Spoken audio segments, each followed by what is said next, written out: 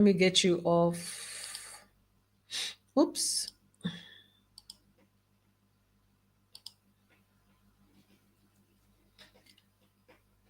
Hi there, everybody. African Queen Mo family. How are you doing? Hope you're well. Today is a Friday. Yes, it's Friday, TGIF. And it's TGIF, yes. But today was a difficult day because one of my wonderful friends, we lost her, you know. I'm sure many of you understand what it feels like to lose a friend, for a friend to actually pass on when they're young. In my time, I've lost friends, and starting all the way back from high school right up until uni. And when I started working as well, I lost friends. And even now, continue to lose people. And it's so sad because I remember growing up, it didn't seem to be this way. Yeah. But apart from losing friends to, when their life ends, there's also sometimes when you get into these friendships, you have changes. You undergo changes or you undergo trauma and life-changing situations that make your current friendships kind of like untenable, yeah, going forward. In other cases, some of your friends who you know very well, um, they themselves also go through their own problems and their needs change, and you no longer fit into the puzzle. I'm going to be inviting Susan to come on board in the show early on so that she can also introduce herself and say hello. And then I'll continue to describe different kinds of friendships and allies and how, like, for example, we have friendships on different levels. And what are the kinds of things that make relationships change? Today is Friday, it's the relationship show. So today we're not doing politics, today we're doing relationships. Okay, so let me invite Susan. Susan, welcome to the studio. Karibu. Thank you. Looking forward. Yeah. Looking forward to hear everything you have to say, Susan. I'm always looking forward to hearing from you too. But so anyway, let me just give you guys a little bit of a background. So for example, let's look at it. I'm going to look at it, I'm going from the general to the specific. Now, we all live in countries. We live on continents and in countries. And there are countries, that have had long-standing friendships for many, many years. So, for example, historically, we have countries like in the Western countries, we have Canada and the US. They have been friends historically from so long ago. They exchange culturally, and they have cultural exchanges. I know when I lived in the US and Canada, they actually share the same history because the same people, the same Native Americans on both sides of the borders of the country. And so there's a long history of cooperation and cultural exchange with them and mutual respect between Canada and the US. Yeah. Economically, again, they also have strong economic ties.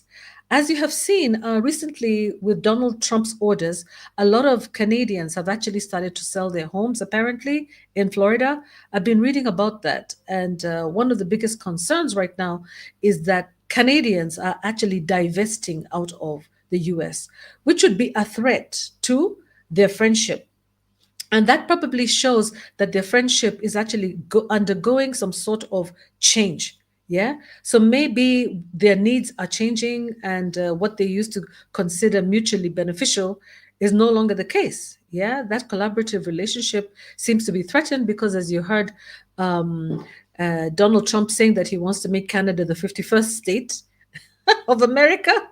And they are not happy about that. The Canadians are like, what are you talking about? No way. They've been having diplomatic cooperation for a long time on matters to do with security, environmental issues, and border management and stuff like that. And another example is also Norway and Sweden in Europe. They've also had long-standing peaceful relations with each other. Every time, I mean, you hardly ever hear a sentence without Norway and Sweden. Norway and Sweden. The UK is the same. UK, Ireland, Scotland, Wales, yeah. they've all, these are countries that have had long-standing friendships and relationships. Coming closer home, we have Kenya.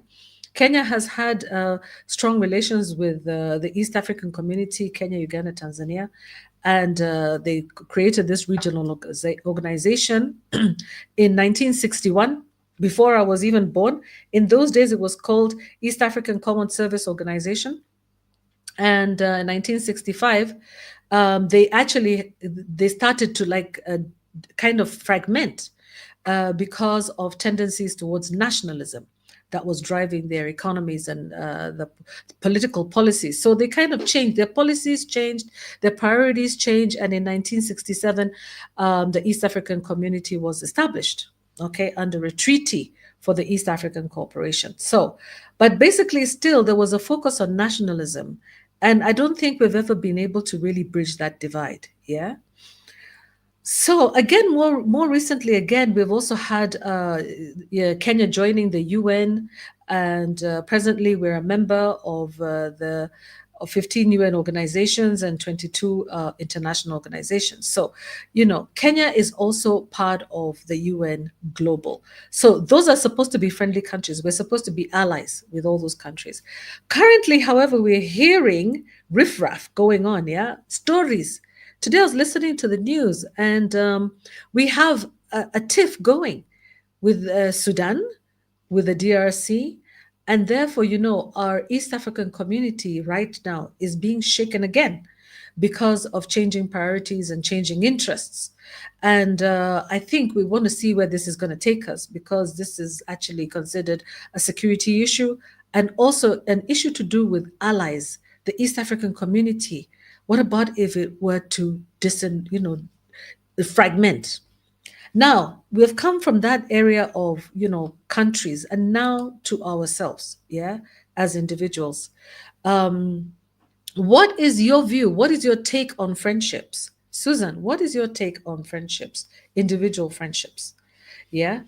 What is the truth about friendships, really? What's your experience been? Well, it's interesting that you started from the global and then you went to the regional, the state relationships, and indeed they change because of change of policies, economic blocks. We went from an economic bloc to national interests, and now we're sort of going back towards economic blocks. And change, those are very like transactional relationships that we have at the state level, and it's really about the beneficial reasons as to why you should do it, whether it's security, whether to have a louder voice in the UN spaces or other international spaces where Africa will speak with one voice. The OAU, I mean, the African Union as well is really about, having a unified voice speaking for Africa. And because of that, the 55 states that come together under Africa will have, a better bargaining power. So it's really a transactional thing. But when it comes to human beings, there are very many reasons why relationships change.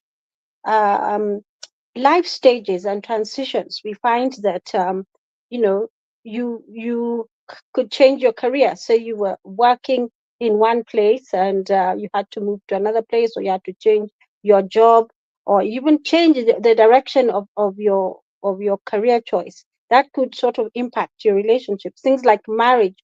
If you are now married and some of your friends are not married, they might find it difficult to sort of connect and relate to you.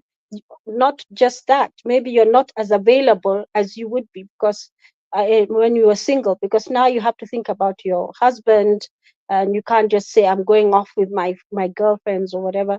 You can't just do things like that.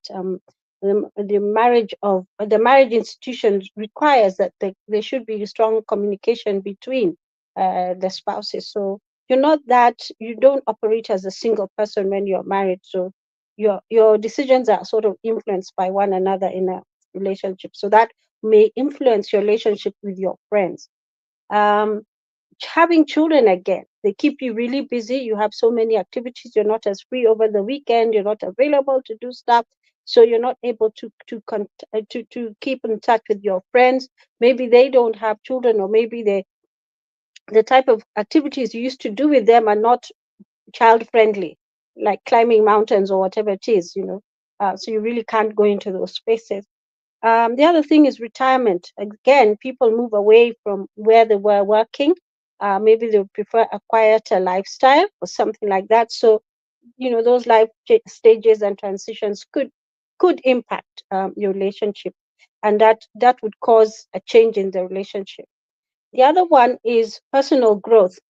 You may decide to change your career. You may take up new hobbies or interests, even your values. Say you've changed your faith, or you even took up a faith. Say you were an atheist and then you became a Christian, your values change. So the places that you would go when you were an atheist, you can't go to them now because you're a Christian, because your faith does not allow you to go to such spaces.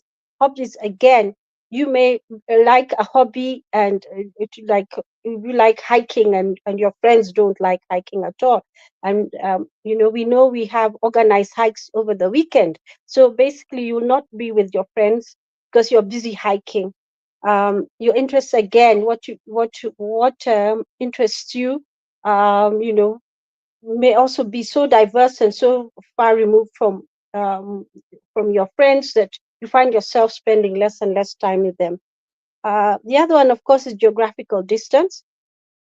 Um, you could be on two different continents and you just lose touch with one another because of that distance.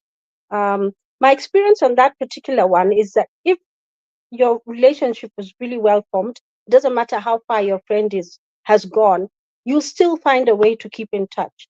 And whenever you're in the same place, you look for one another, and it's as if you're,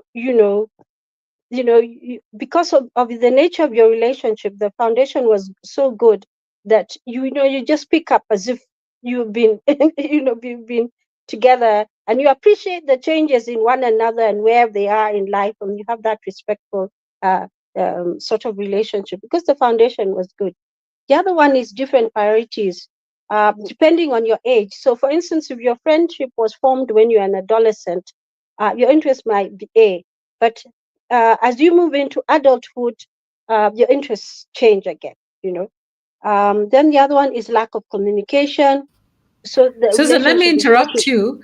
Let me interrupt Mhm. you and talk about like interest. So you talk about your interest changing. Let's say you were an adolescent and now you've grown up. I think, people also develop different habits. Imagine adolescent habits. Some people never outgrow adolescence. Some people are grown ups and they're still behaving like kids. Yeah, they don't want to take responsibility. Some of them are still taking drugs or whatever, alcohol, without any sort of, concern about the fact that they need to wake up in the morning, go to work. Some people are just irresponsible sometimes, Others, maybe they have this idea that they need to always be in groups.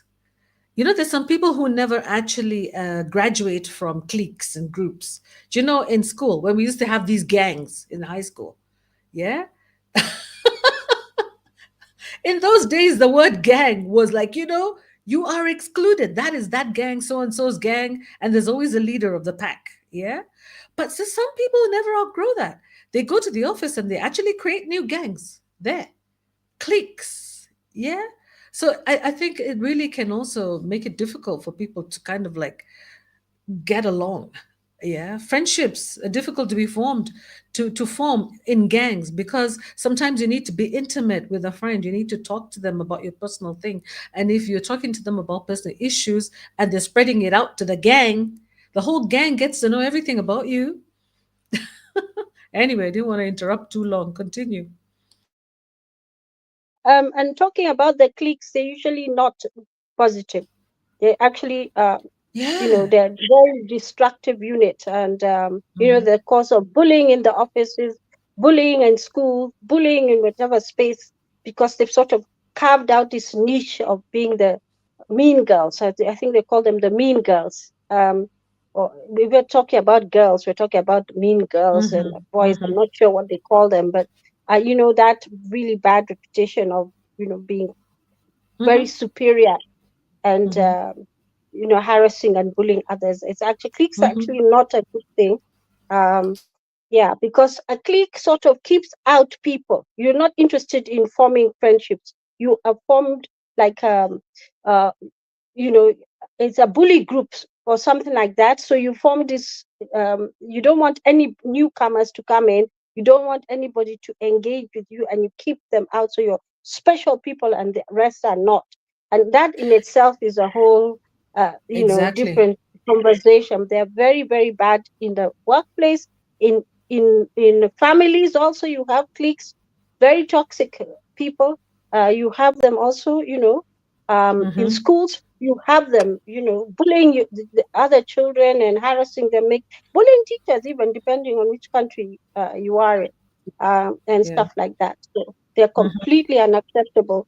So Mm-hmm. yeah, if you form your relationship at adolescence, and it could change as you get older. And as Queen Mo said, some people really don't grow up. They stay in that gang mentality, and even when they're 50, they're still in a gang. So they're quite tiresome to be around. Um, and You know, these some of those quote unquote gangs we're talking about, let's say when you're 50 and above, or even 40 and above, they're kind of disguised as women groups. Yeah. I've been in women groups which are basically gangs, literally. And they're very antisocial. They don't want any other person from the outside to be around them. You see them when you go out and maybe they're having a drink or they say let's go out for drinks, whatever. If you go in and you greet one of them, all of them look at each other like this. Who's that? who's who's this? Like, who has vetted this one to come into the group? Yeah. So those gangs, they continue right through life. Yeah. And yeah, that's unfortunately, many of them teach their children to be bullies because of that. Those gangs. Yeah, yeah, people, that's gangsters, that's gangster very true. mafia. Mm. Mhm. I was also in a women's group, Even and in I felt church, by the way. Sorry. that's true. Yeah.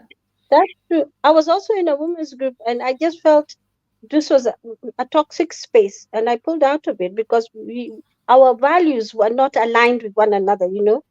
You see it as a merry-go-round, a good way to save money, and be able to purchase a number of things here and there and stuff like that. But when it became so controlling and very toxic, and I started dreading even meeting them, and Hmm.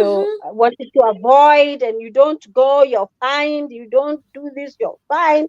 I Yeah, said, you this see? one is, I'm a prisoner. I'm a prisoner. I don't enjoy their company. They're talking about things which to me, maybe I Yeah, didn't enjoy the conversation or something. I thought it was, and I didn't enjoy that conversation.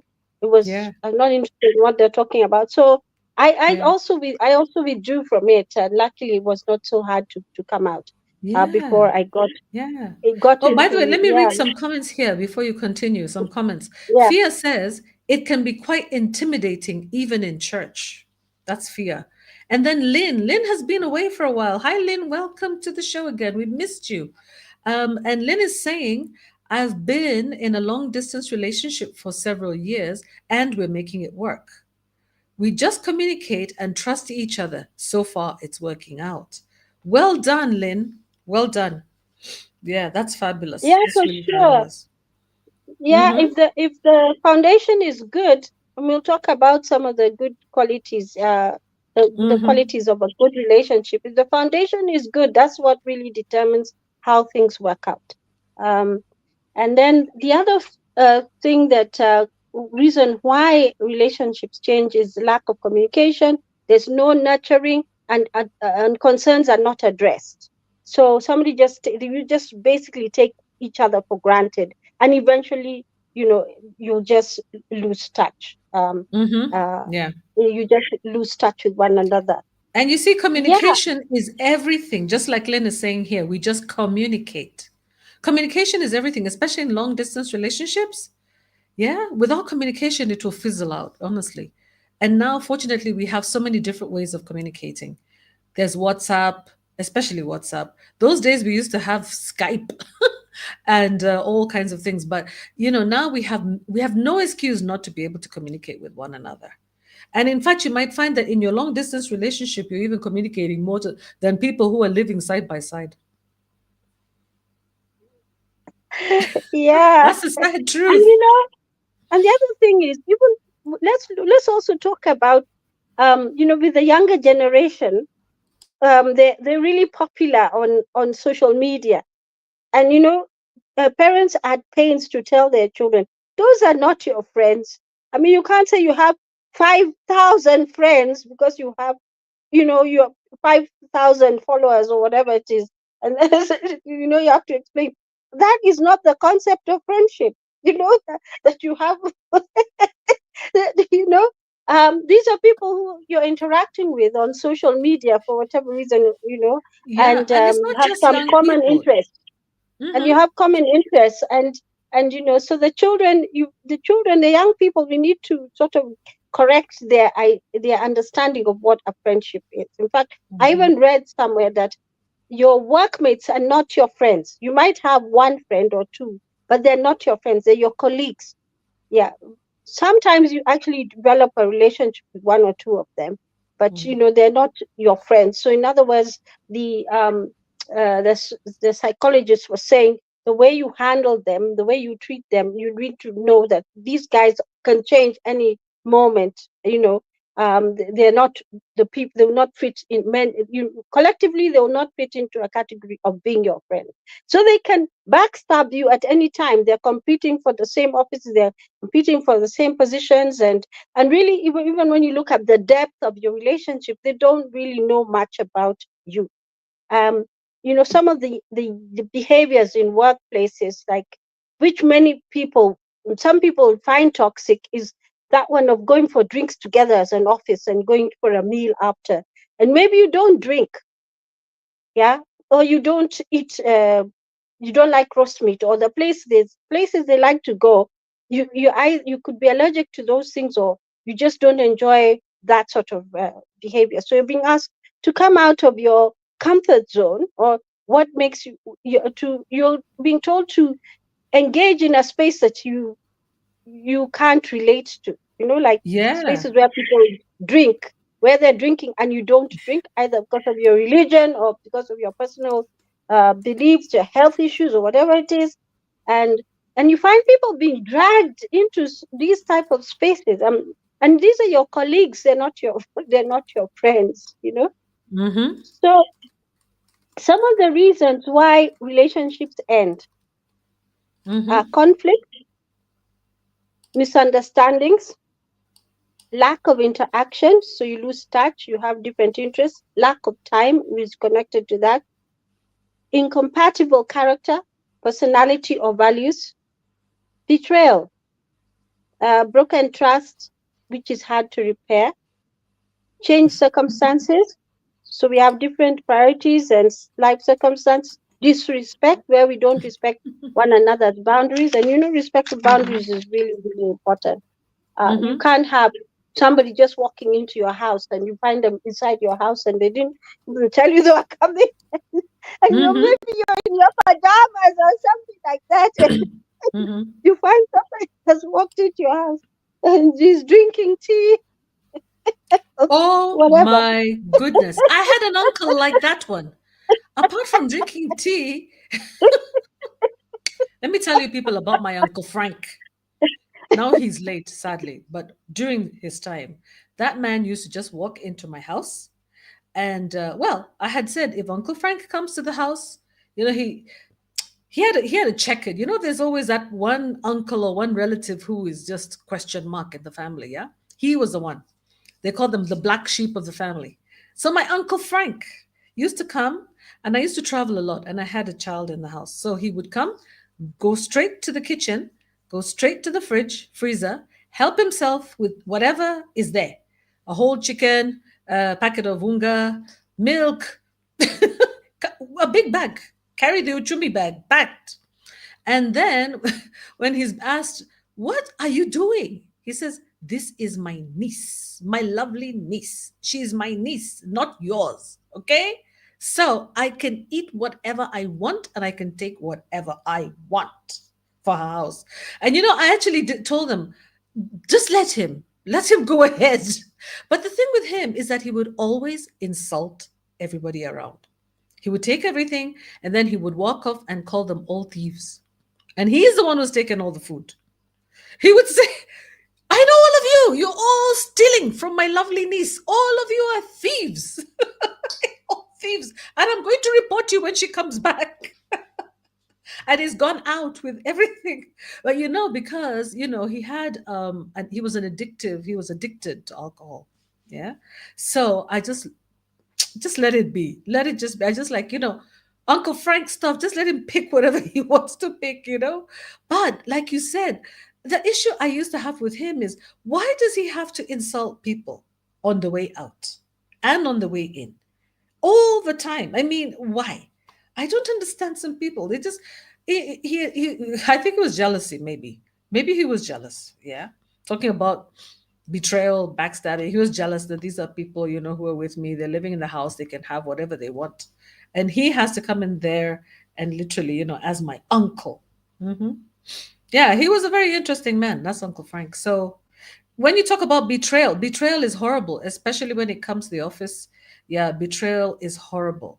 I think I've experienced all of these things. I've had good friends in the office, really good friends, fabulous, and until today, have had. They're still my friends, and but I've also experienced the same betrayal in offices where you trust, and some of those betrayal happens with your supervisor, people who are above you, people who you confide in. And when you're dealing with your supervisor, they get to know much more about you, much more about you. Because, for example, they know when your child is sick, they know maybe when you can't come in because you're not well, so they take that advantage. In fact, I remember during the lockdown, I had experience with a very toxic supervisor in the UK, actually. And what she would do would be, she would say, "Look, you don't have to come into the office. No, you don't have to come into the office. No, you can work from home. This is my supervisor. Work from home." I said, "Really? You think it's okay?" But meanwhile, our overall team leader was so angry that they're paying for so much space and nobody's coming into the office. They're paying for this space and no one is coming into the office. So they're like, "What are you people doing? You need to come in." So here we are. We have the big overall team leader saying, "Come into the office," and you have your direct supervisor saying, "Stay at home." Yeah. So they put you at loggerheads with the overall team leader. Then they go behind your back and stab your back and say she didn't show up. But she's with you on the phone at home. You're on Teams. Yeah. And then when you get into the office, you're getting the side eye from your team leader because you didn't come to the office. Then you discover that she came into the office, but you didn't. You understand? This push-pull thing, that's really toxic behavior. And this is the first time I really experienced this. I was like, what is going on? Really, what is going on? Because you can't say no to your supervisor. They're your supervisor, for God's sake. Yeah, they're the ones who actually rate your performance. Yeah. So, but anyway, Yeah. yeah, I think it's really complicated. That's why a lot of people have a really hard time working in offices. They really have a hard time. But anyway, it's not just offices that we're talking about, guys. When it comes to friendship, let's talk about friendships also, not just outside the office setting too. Friendships can And also that's, fade. Yeah. yeah. And Fia is there's saying some something. signs. Sorry, Fia is saying something. First of all, Lynn is saying that she enjoys the show, and I told her when we are on live, welcome, Lynn. And then Fia is saying, I missed that family and friends, yeah, coming in unannounced, arriving unannounced, making tea and chatting. Oh, Fia, you're right. Fia's from Zimbabwe. She lives in Yeah, the UK. nice. Yeah, yeah, Yeah, those visitors who just walk in the door, yeah, as long as they're not coming like Uncle Frank to insult everybody, yeah. that's That's the fine. problem. Disruptive behavior. The ones with disruptive behavior, they come in and yeah, and it's true because the when I think about the, the example I'm giving, that individual actually within 5 minutes of sort of barging into your house has insulted almost everybody in that vicinity, and everybody's so mad. By the time everybody is muttering under their breath, they're so annoyed because of how rude. They become the topic of discussion for weeks after that. So some signs of Yeah. ending a relationship. So, there's some signs, some advice on when you need to end a relationship because of how toxic it is, and maybe it's been impacted by some of these things. Is where there's no respect for boundaries, which is what we've talked about. And those boundaries could include about your changed circumstance, the fact that you're a married person, or you have children, or you have an elderly parent that you're looking after, and when it's your turn to look after the parent, you need to do it. So they're interfering with your responsibilities in other spaces, even for things that you don't like. So, for instance, um, uh, somebody um, there was a lady she got in the marriage. On the wedding day, she told her husband not to smear wedding cake on her face. You know, and he ignored that, and he did it. And she told him, please don't do it. And for whatever reason, she really did not want that. I don't know whether the makeup was really expensive or what it was, but maybe it's something she could have had a bad experience with somebody smearing, you know, wedding cake on her face. And a cake on her face. So she told her husband to be, Was please she don't marrying do a it. husband or a child? An adult or a kid? Yeah, I've that's never crazy. seen it. Yeah, I've never seen it happening, but apparently in some cultures they actually smear it. So he did that, and she was furious because she had set the boundary and said, "Please don't," and he didn't listen. So that means he disregarded her. Her views were of Mhm. no consequence. Didn't try to find out why she didn't want the cake smeared on her face. She could have had valid reasons, including allergy to some of the contents in the cake, or even some trauma. She has experienced some trauma because of that. She simply doesn't like the mess, you know. And Exactly. then, What about if she can't breathe, man? She got all that cream in her nose. It's yeah, terrible. And her eyes and yeah, everywhere. Mm. yeah. The other thing is gossip. That's extreme, though. Gossip That is is too very, extreme. yeah, yeah. Mm. The other thing is gossip. Gossip Oh, is oh always my a God. toxic thing, something to keep wide of. Hmm. And it's something that you could be gossiping and harming other people around you, stories which are unsubstantiated, no proof, no evidence or anything like that, no facts, but just a good story and embellished and just damaging other people's life. That's a toxic person you want to avoid. um, no open communication, so it's dishonest, and maybe you have the passive aggressive conduct, so you really don't know where you are with this person. So they're not open with you. They don't tell you, you know they don't express themselves well, clearly, or Those are the clearly. most toxic people. Those ones who don't Yeah. talk and they don't express mm, themselves. They're just watching you.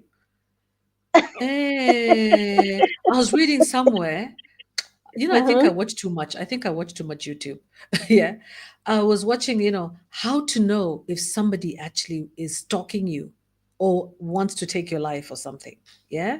One of the things they do is that they're very curious about where you are at every single minute, at every point of sometimes you'll bump into them in a shopping center, and you bump into them a bit way too often, once too many times in the same place.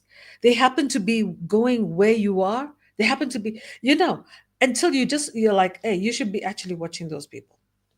Yeah. Be They're careful. actually very dangerous. Yeah, stalkers are Some people do very stalk. dangerous. Hmm. Yeah, and it's not They can healthy stalk you at all. even on Facebook and on social media. Sorry, on social Yes. media, they can stalk you. Yeah. Yeah. Yeah. And they want to know where Yeah. you are at every point. And actually, that's very dangerous.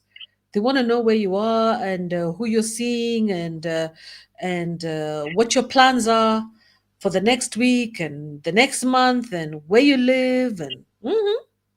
And by the When way, you talking mhm. talking about jealousy and gossip and things like that, when it comes to like relationships, like marriage, for example, if you've been single for a long time and then you suddenly get married, you might actually develop enemies. It can happen just as much as if, for example, you get divorced and you are married, and then you were part of a group which, you know, you used to meet, you were all married people, used to meet together, the men together, the women together. Then you get divorced, you might find yourself thrown out of that clique, of that group. Yeah. So sometimes what happens, some people actually break friendship with you just because your status changed from one to the next. That's not a true friend. That's not a true friend. A true friend has to stand with you, whether you're getting married or whether you're getting divorced or whatever the situation is, as long as you're not a bad person and they know you. Yeah. Yeah, widows suffer from that, by the way. Their Yeah. friends disappear. When you're a widow, your friends disappear and they don't want to come and visit you. They'll come maybe a few days, after the loss and maybe after you've buried your loved Yeah. one. Do they And think that and then death is after that, contagious, I think it infectious? have more. I don't know why they feel that. This is what I've heard. I'm not sure, but they sort Mm. of like feel that the husband's interest might be transferred to you. So it's Uh-huh. about competition and stuff. Some things you're not even aware of. The person is grieving. So widow who's grieving, and you find them distancing themselves, and literally the widow is left to on her own. To have close friends, people she thought were close friends are Yeah. nowhere near. And that's why you find them getting into support groups. Like Yeah. uh, the church that I go to, they formed a support group for widows because they complained of that thing in common. I've heard them talking about it, about I hear being widows complain a isolated. lot too. Yeah, Hmm. yeah. And so this particular group brings the widows together so they can cry together, they can strengthen one another, share ideas, and pray together because it's a church group, it has a Christian, a Christian ministry and stuff like Hmm. that. So that isolation can come, and all But your some of friends, those the same people, widows are the same ones who are isolating single women. They're the yeah, same ones. well, Is saying something kind of long here. She's saying, I have different friends for different situations. Some friends I can have serious conversations with, other friends I can joke around with, other friends I can just hang out with. And it works out well for me to have different friends for different situations. That's true. I too am the same, Lynn. I have some friends I can talk to about my work, about business, about my child, my family situations. What else can I talk to them about? Um, and then there's some other friends who you can't tell anything serious at all. Really, those ones are just for fun. Yeah. And then there's some other friends that you I think cannot. Yeah. But me too. I think I'm the same as Lynn. yeah, I think most Yeah. people have different friends for different in different spaces, but they're all Hmm. friends. Yeah, But and I then still have those one, two very close friends who are yeah, everything. Yeah. yeah, Yeah. yeah, They're not yeah, many. You can definitely. count them on your hands, probably. Yeah. Unless, yeah. The other one is non-acceptance of who you are. So they're extremely critical. So whenever you're with that person, they're always criticizing you, and you get exhausted by that. And then the other one is the manipulator, the friend who always manipulates. You may not wish to go, say, um, to the merry-go-round, or what are those what are those the fun parks, the theme parks. You may not wish to go on one of those things, and then they sort of make you do something that you're really not in the mood for, or you really don't want to do. And Mm-hmm. so the manipulator, and you always end up doing what they want to do, and you always Mm-hmm. get in trouble. You always get in trouble when you're with that person. And then the emotionally draining. Uh-huh. I know about that. uh, I had a friend one time, and they were so exhausting. I found myself so What kind of a friend is that one, Susan?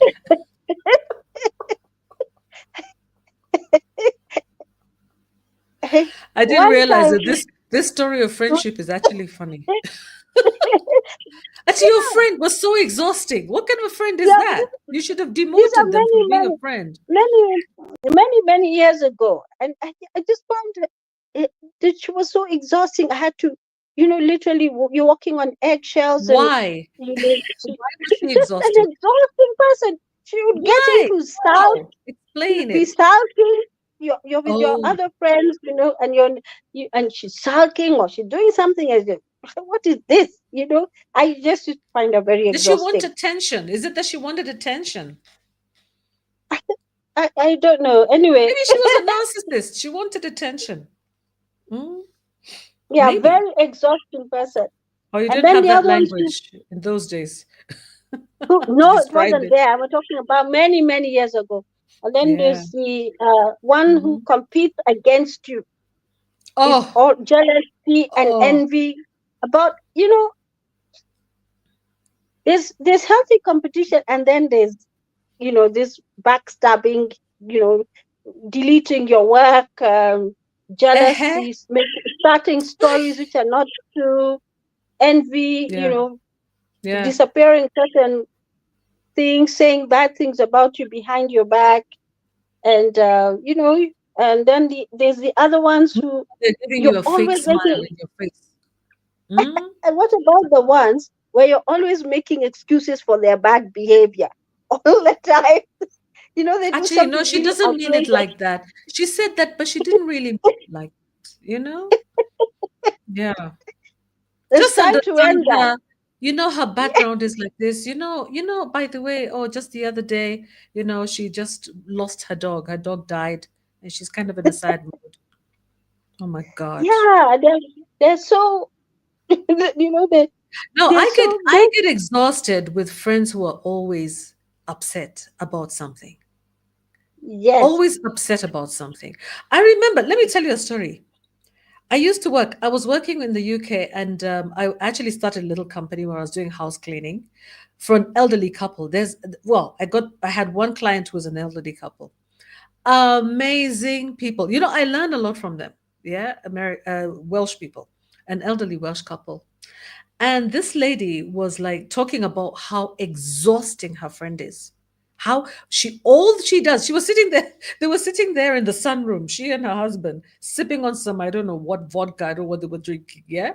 And the house was always super neat. I don't even know why they were calling me, yeah, to go there. I think it was for company because they had no kids. So they'd make me sit down and say, "Hey, Maureen, you're here. Have a seat. Let's have a chat." So we just sit there. I'll just sit there, and all we're doing is chatting. And they'll be telling me about this friend of theirs who all she talks about is how dreadful everything is. You know? Oh, it's absolutely awful. It's dreadful. It's all the language is negative. And all they would talk about, she's exhausting. She is impossible to be around. I would sit there and laugh and laugh. You know, it was so funny to hear it from them. This couple talking about a couple friend of theirs who lives in this beautiful home, and everything she sees is negative. Negative. There's no positive, nothing. And actually, that is draining, super draining. Yeah, It's true. I it's can very just imagine exhausting. that. And the Dreadful. British are very good at complaining. That's their favorite job, actually. I don't think I can just the British can I can hear go the without tone. complaining a single day in their life. Yeah, like these ones, you're always making an excuse for their bad behavior. They come and do something outrageous, and you're picking up the pieces, following them round and round to pick up the Oh, pieces, and they've caused you to be embarrassed, or they've done all types of they're things calling which you to bail you out of jail, bail them out of jail. Yeah, bail them out of credit that they have taken and they can't pay. Yeah. Let's say they've carried food at the kiosk and they need you to bail them out of that. Something small, little things are so irritating. It's true. There's some friends that just need to be dropped. Other friends yeah. who misinterpret everything you say. Oh Yeah. When yeah. they're in a bad Oh, mood, yeah. they misinterpret everything you say deliberately, by the way. Yeah. Just so that you can sit there apologizing. They love to hear the apologies. People have issues, And, you people, man. I don't know how we're all alive. We all have PTSD at this rate.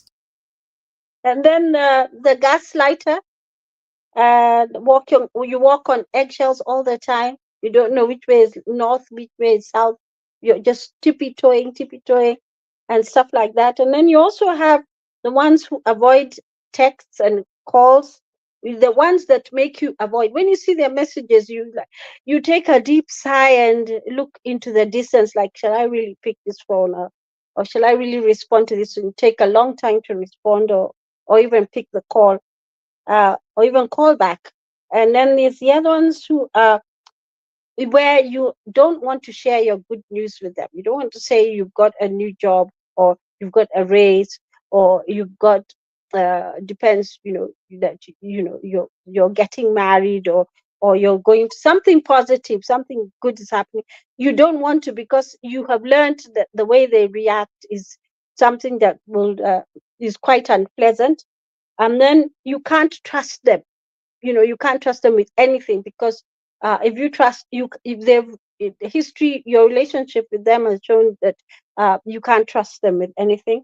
And then whenever you're with them, you feel negative emotions. They just trigger those negative emotions. And lastly, they're very unreliable. So these are signs that it's time to end a relationship. When they're eliciting all these negative feelings, they're putting you in an emotional spin dryer. You're completely exhausted from meeting them and even Emotional spin dryer. yeah, you feel like That's a nice one. That's when a you've new sat one. down, That's a new one. I've heard of roller coaster, but emotional spin dryer, that one is too much. you don't know which side is west or north. You don't know when you're going to say the wrong thing or trigger something. And those are Oh, very exhausting people. have you ever tried to comfort? First of all, I've experienced this a lot. Let me give you an example. Two examples. One, I think I just give you one for now. There was a lady friend of mine who was expecting a baby, and she'd been waiting for a baby for a very long time. And I happened to see her with her husband in the parking somewhere. They had parked their car somewhere on the side of the road. I was walking home, and they had parked the car on the side of the road. And I didn't know she was expecting a baby, and she was really, really pregnant. I could see. So I stopped by, and me and my American self had just come from the US, from that education system, from that environment where everybody's open and, talks about I've been married 10 times. We're in a blended family, and, they volunteer information that you never asked. So I got used to, just being open. So here I am in Kenya, and I'm like, oh my gosh, we're having a baby. I'm going to be an auntie. Oh my goodness, the way she shut me up. She's like, oh, where did you see the pregnancy? Where did you see? Where did you see? I'm like, what's your problem, madam? Actually, I was so shocked. I was like, you know what? Because in African culture, some African cultures, you don't mention the baby. You can see a woman who's pregnant, but don't mention that she's actually pregnant. Why? Because they think that you're actually got an evil eye on the child, especially if the woman has been having difficulty with getting pregnant. Now, me, in my ignorance, I was so mad. Do you know what happened? When that child was born, I was nowhere to be seen. I did not attend the baby shower. I did not attend nothing. I didn't care. When the baby was born, now for me, it was like, I'm done. I cut that friendship right there. Because the thing is, as much as you want to judge your friend based on tradition, you also understand your friend. You know where she's coming from. She should have understood where I'm coming from, because I don't carry those traditional beliefs. I don't even understand some of them. So, and she knows that. So the thing is, I didn't understand why she had to be so harsh. I was like, you know what? I don't want to know about your baby, man. She can go to. Okay, I love the baby. The kid is cute. Yes, the child is innocent. But that experience, I said, this one, I cannot be my friend. She cannot be my friend. Because you see, then what are you going to do? Talking about walking on eggshells. The next time she gets pregnant, I'm supposed to look the other way and pretend I never saw that. I never saw that she's expecting a baby. And say nothing? So when is the right time to actually say something? Is it 1 month after the child is born? 2 months after the child is born? Because again, in African tradition, usually children were hidden away from view for about 3 months, yeah, from the society, because usually the first 3 months are considered. Maybe you don't even know this. The first 3 months are considered kind of risky for a baby, yeah. So they're kept away from the society, literally, so that they can grow strong. enough to withstand, first of all, disease or any, infections and things like that. They don't like people holding babies a lot. Yeah, especially the first 3 months. So I was like, me, I'm not going to show up. That's it. I'm done. And that's the thing, your friend should understand you. You should, if you have a friend, you should understand where your friend is coming from, how your friend grew up, where they're coming from, if they're genuine. But honestly, sincerely, if you're going to be judging your friend with traditional standards, good luck to you, you know, because you're going to not have any friends. Again, people are always bragging about not having friends, which is ridiculous. Like, oh, you know what? I like to live alone. I don't have any friends. Actually, I love my own company. I hope you're going to get to that point, Susan, telling us about that. Fia is saying, I also had a weird experience with some moms at my children's schools. They spoke to me when their kids had birthday parties to make up what? To make up the what? Then to make up Is the it something the after they numbers? stopped. Oh, the numbers. Is it the numbers? To Is it make up what, num Fia? After quota they or stopped talking. numbers? To make up the nose after they stopped talking. Numbers. The Is it numbers. numbers? N O I don't know. N O I S. don't know. She'll explain it. She'll explain. Fia, don't write in code, my friend. It's late here in Kenya. Hmm? Marto, really, you experienced what? Something with moms and children's schools. Yeah, yeah, yeah. They spoke to me when their kids had birthday parties to make up the nose after they stopped talking. I don't even understand that really very well, Fia. Explain. Is it that they didn't invite your children to their birthday parties, the kids' birthday parties, or what? Or that you invited them and they didn't come? I don't know. All right. So Mato is saying, what's the barometer of dropping friends? If you are friends, you shouldn't be dropping anyone. If you're going to drop them, then drop the friend too.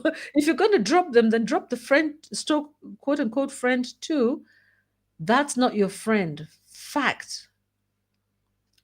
Let me tell you the Yeah, barometer of dropping my friend. Let me tell you the he's barometer of actually dropping.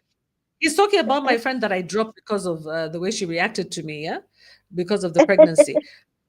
You know what it is, Mato? It gets to a point where if I have to overthink before I even open my mouth around a friend, it's too exhausting. That's the barometer. My level of effort. If I have to be paid to be your friend, a consultancy fee, because of how hard it is I mean, how hard it is for me to communicate, I'm done. I realize we're not on the same level. You don't understand me. You're treating me with a lot of suspicion. You don't trust me. Then wachana na mimi, man. Mimi naenda zangu tafadhali. I'm off. I think I agree with him. I think I agree with Macho when he's saying in the first place, if I'm not wrong, that person is not your friend because they have all these underlying issues, that make it difficult for you to actually nurture a friendship. So there are all these underlying issues. If you have to be walking on eggshells with somebody, that this person is too exhausting for them to be your friend. With your friend, you're supposed to have a different type of relationship, but not one where that's With actually your a friend, you one-sided should be able to relationship. drop your guard. You should be able to drop your guard with your friend. Your And friend that's a should be able to one-sided, come yeah. and find you in the morning when you haven't combed your hair, and it's fine. You're in your pajamas, you're in your PJs, and it's fine. Yeah, Yeah, she's coming to your house, your fridge is empty, you haven't gone shopping. She hasn't passed any judgment on you. That's your friend. But the yeah, one who comes yeah. in there and the first thing is like, oh my God, is that what you have in your fridge? you know? Like, oh my goodness, all I see is pizza boxes. Oh my goodness, how much do you drink, really? The truth. Tell us the truth. Oh, are these your drinking habits? Fia is saying, okay, she's explaining a little bit here. Yeah, Fia, oh, the yeah. numbers. Yes, you're correct, Susan. It's the numbers. Numbers. NOS, yeah. Oh, Numbers. okay. Had birthday That's parties that's to make up the numbers. that's Okay. transactional.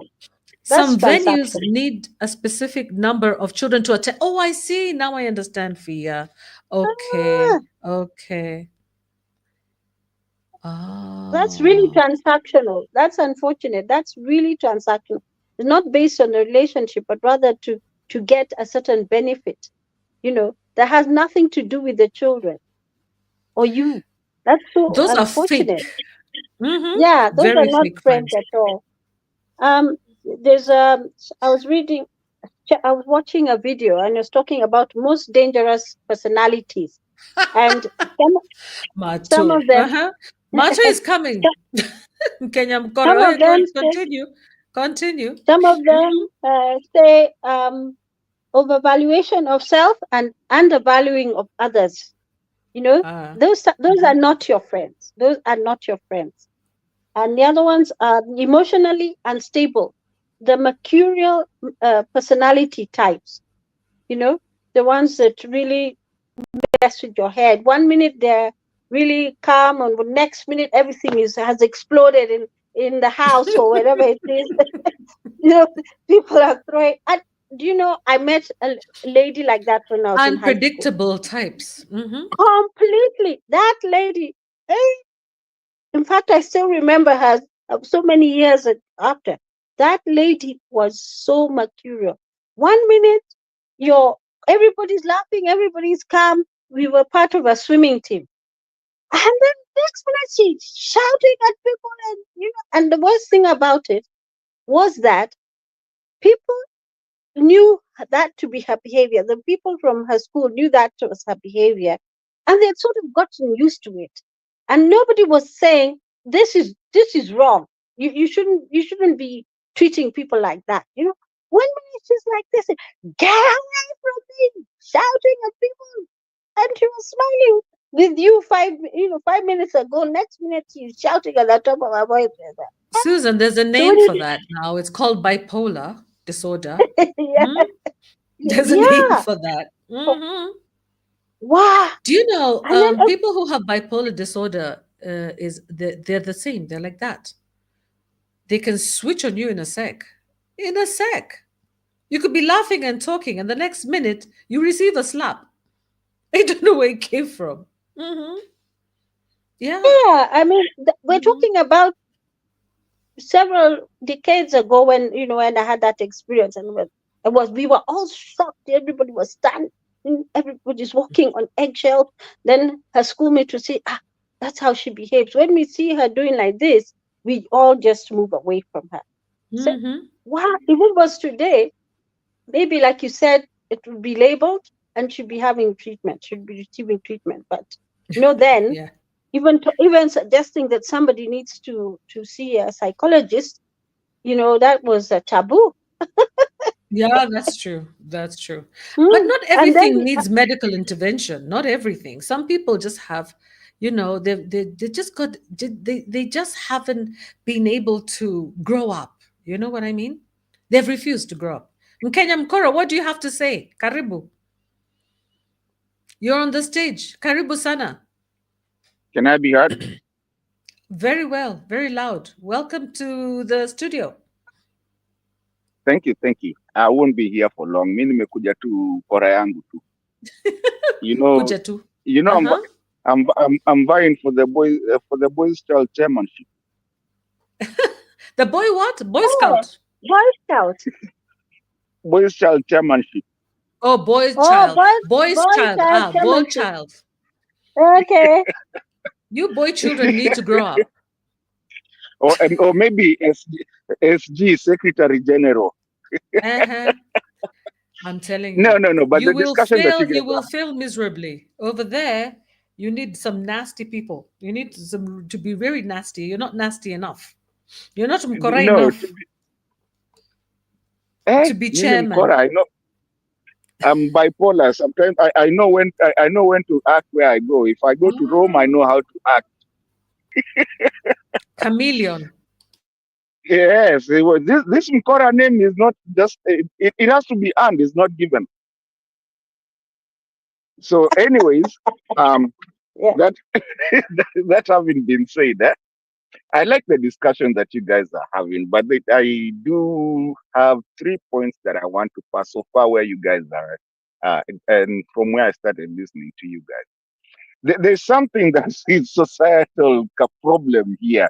You guys have it right, but you have it right in one direction. You don't have it in the opposite directions. So, like when you look at the societal thing, you'll find that, like you guys were saying, like let me start with the hardest topic so that I come pole pole ndio tu nisigongwe sana na msinigonge sana because here I'm going with two very strong ladies. Okay, so number one, the when you guys talk about the widows groups, have you ever guys talked about the okay, and sometimes the widows group, you ningianga hata mtu mwenye ako single, the ladies know how to have their groups. But have you ever found a single man with a group of single men? It's very unhard in the society. Did you say a single man Yes, with a group of single men? single fathers. Because okay, Oh, what? oh, Okay, single the opposite of fathers. a Oh, widow is a widower. no, there Okay, is a group. a There is a group widower of group, widowers. There is a group of widowers in Kenya, men, and I know but one of the very men. rare. But very rare. It's rare, but it's there, Yeah, hao ni and watu it's wa Kilimani, watu wenye wako na kapesa na fikoko hivyo na, na Benz, gari ya nini, those people wenye wamekula Cerelac. Nipeleke Umoja na Marikiti wewe. huko Wacha ukanionyeshe. kuongea Kiswahili hapa, tuko na watu ambao hawaongei Kiswahili. Sasa ni aje? Hmm? All right. I'm gonna stop talking Swahili then. Okay, let me Yeah, try speak with in my English. depending on my English. Depending on my English teacher, I think she was a single mom at that time, so she had to leave us. So if I don't if I don't say some things the right way, forgive Uh, me. Okay, let me do my English. All right, but what I'm trying to ask is that have you ever gone to this not the suburban areas, not where people mhm, middle class and going up, but the lower mhm. class, and found those kind of groups. Even the middle class, they rarely have those kind of groups. In fact, you're the one telling me that, and I know so many people that are really single fathers who really have taken care of their kids. Either the mom died or left or something like that. But that's I'm gonna so that I take 2 points at the same time. I kill two birds with the same stone. So I'm gonna put widowers and single fathers in the same casket or bracket, and I'm also Mhm, gonna put the widows and the single moms in the same basket for this point. When mhm, you go and try and find those two groups, one that actually works together and the other one works together, I can tell you 90% what you will find the widows and the single moms, they have more groups and more associations. But when you go to the widowers and the single fathers, you will have to go search to find them. And when you find them, you will not find these are guys that really are doing good. It's kind of like they have like a club where they have a club where they can actually they don't judge each other, they just do it. But if you go to people and start complaining, especially men, that I'm a single father or I'm a widower, there's nothing like that. Nobody wants to hear that. Okay. But the ladies, you guys actually have those. Okay. That's why I said I came in with a joke of I'm going to be a boy child's defender here. So you guys have that thing that you can talk. The men do not have that. Now, there comes also another thing that, and I've been watching a lot and doing some research where you find that if somebody, maybe we divorce me and somebody, and we have kids, and I happen to end up with the kids, guess what? I am fully responsible of those kids. And maybe the mom I'll try because I want the kids to be there. And I'm talking from from the male part of it. But on the contrary, when you go to the female side, they will ask you for everything you have to provide because you're the father. And you know what? Actually goes now into the psychological part of man because now he doesn't even understand, okay, I have to provide. And by the way, it's they know in themselves they have to provide. You've seen people cry and people holding their kids' photos for so long to a point when they're almost dying is when other kids start showing up. And when they show up, You see, the guy actually had the photos, even if he married and did that and moved on, and everything was done. So I believe there's an an equality on the support mechanism, but the equality of the social fabric is the same. I don't know if that makes any sense. Does that make any sense Yeah, for both of you before I go to my next yeah, point? But anyway, let's react on that yeah. one because I know that's a lot to be talked about. But I'm here for just about 10 minutes and then I'll go to my next point, which is one now lesser hard than what I just brought up. Okay, let me just share our experience at church. Um, the women have what they call the special ladies group in our church. It was formed, like I said, I gave the history, that loneliness, that isolation, that they needed a support group. But one thing I want to make clear is that the widows fought for their own group, separate from the single parents. We have in our church, we have what we call the single parents fellowship and the widows fellowship. They call themselves special ladies. Actually, that name was given to them by the pastor. Now, the reason why they see themselves as different is that a single parent is used to making all the decisions on in her family on alone, whether it's a male or a female. They are used to doing that on their own. But a woman who's been married and now the loved one has passed away, they're not used to that. It was a shared responsibility in most contexts, so that change from one form or one structure of relationship to actually that the spouse not being there, that it makes them different. The experience is completely different. In fact, they really argued with the pastors, and eventually the pastors were able to acknowledge actually people who have been married before and now their husbands have passed away are different. Their experiences, what they want to share and what they want to talk about, is very different from those that the single parents want to talk about. So, first of all, I But take Madam issue with that. Susan, There are two, and it's the same for men, by the way. The single man, thank you. the father who has been taking care of his children alone, like you said, in circumstances of being a widow, either the wife has passed away or the wife has taken off. He's used to making those decisions on his own, looking after the children, making sure there's childcare. I mean, you've made arrangements for this and that and the other. I'm not brought in the marriage issue yet. I'm talking about the singles and the widows, right?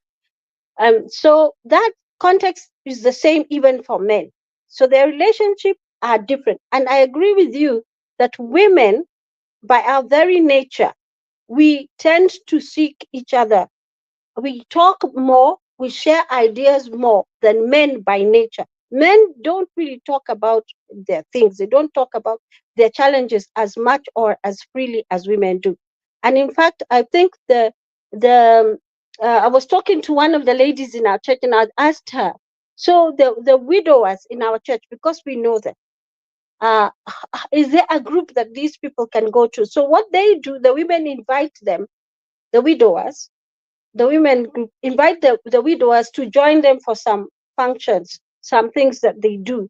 But the men themselves, for whatever reason, maybe some of them contemplate they're going to remarry, or they because of the way males have been socialized, African males have been socialized in Africa. Let me not talk about in different parts of the world.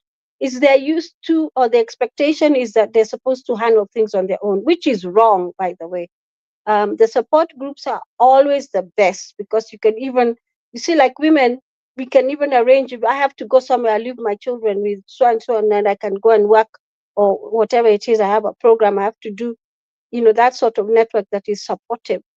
And then the issue of divorced fathers, um, the point is, the law really looks at, when it's looking at things like what they call maintenance of children.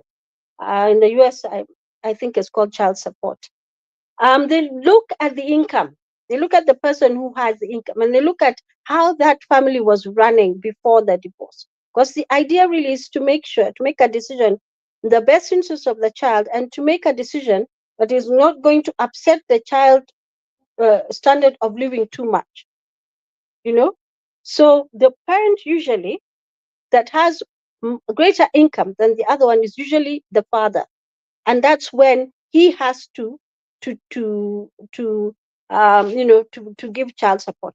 There are cases even here in Kenya where women have actually had to, they earn more than than the men, and maybe the husband has been given custody of the child, the woman has to pay, you know. There are even cases of what is it called, palimony, where the women get alimony but men get palimony. The men are paid palimony by the woman because she earns more. So those are more rare because, generally speaking, men earn more than women, especially in a setup where the man has been working and the lady has been taking care of the home. So she's been depending on, that was the structure of your marriage. That's what you agreed. She'll stay home, look after their children, and you go to work. So that's what happens. It's supposed to be a decision relating to child support is actually in the best interest of the child, and it's based on who has the money, and who is not supposed to be uh, something to punish. Uh, it's supposed to be something that somebody does with joy, because that is their child, and they should take care of their child. Madam Susan, you've said some things that I agree with you, but I'm in the contrary with in a certain way. In a very scholar, I mean, just being, in a kind of a scholar way of looking at things. You're very right. 10 years ago, 10, 15 years ago, you are 100% right.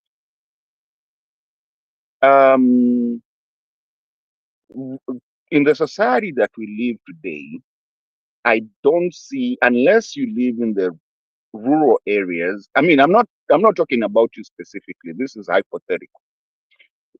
Unless somebody lives in the rural areas, there's no person that lives in the urban. And even those rural areas nowadays, it's changed. There's nowhere. Let me give you the stats. I think it's last time I saw it was like 78% of the female gender in.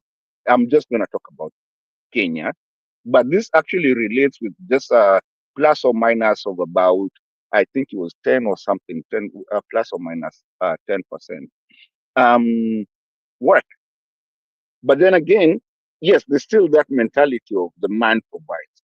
So you will find that just because, and this goes all over the world. I mean, both of you. I mean, I know Queen Mo has lived out. I mean, in the world outside the country, you will find that 70% of the ladies in the world actually work.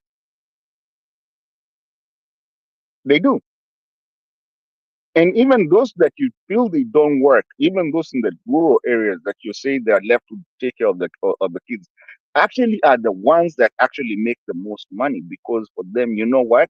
Everything is paid for, and they're gonna go look after the farm and whatever. The other guys working out there, bring the money, go back there, fetch, bring it back, go fetch, bring it back. But them, guess what?